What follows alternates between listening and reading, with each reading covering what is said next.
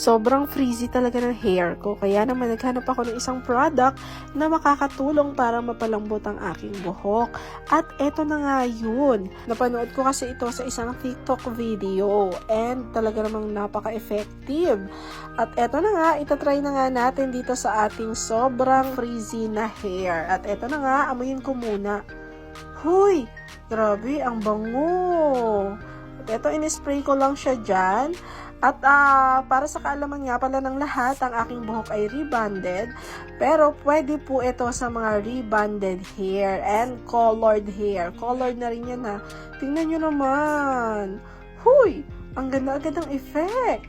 At sobrang smooth talaga niya sa buhok. Lalo na kapag sinusuklay. Oh!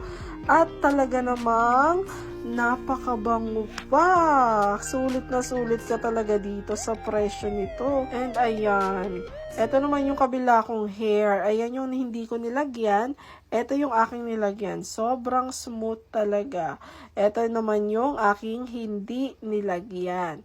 Tingnan nyo yung difference. Sobrang smooth. Talaga namang sinasabi ko sa inyo, mga mi, mga B, mga CC, mapapa-check out talaga kayo dito. So ano pang hinihintay nyo? I-check out nyo na agad yan sa aking yellow basket.